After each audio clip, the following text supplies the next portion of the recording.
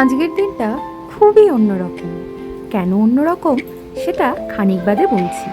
আগে দেখে নিন বাইরেটার অবস্থা। সকালে ঘুম থেকে উঠে দুজন চায়ের কাপ নিয়ে বসেছি। বাইরেটা দেখতে পাচ্ছেন কেমন সাদা হয়ে আছে? কেন বলুন তো? বৃষ্টি। প্রথমটায় যখন চোখ পড়লো দেখে ভেবেছি কুয়াশা বোধ হয়, তারপরে দেখছি না, এ তো কুয়াশা নয়, এ তো বৃষ্টি। সে যাই হোক, অফিসে বেরিয়ে গেছে, বৃষ্টিটাও খানিকটা ধরে এসেছে। এবার বলি কেন বললাম আজকের দিনটা একটু অন্যরকম। আজকে আমার ওয়ার্ক ফ্রম হোমের শেষ দিন, বলা ভালো এই অফিসেই আজকে আমার শেষ দিন।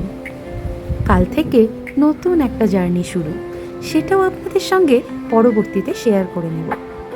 জানেন তো, প্রায় 5 বছর কাটিয়েছি এই অফিসে।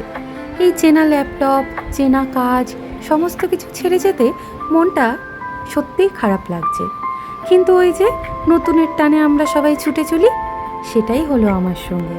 এই নতুন জার্নিটার পথটাও খুব একটা সহজ ছিল না।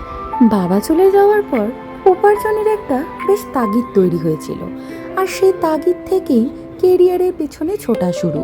আর সেই ছোটা থেকেই তৈরি হয়েছিল নানা স্বপ্ন, আর সেই স্বপ্নের হাত ধরেই এই নতুন পথে পাড়ি দেওয়া। সে গল্প করব পরবর্তী ব্লগে।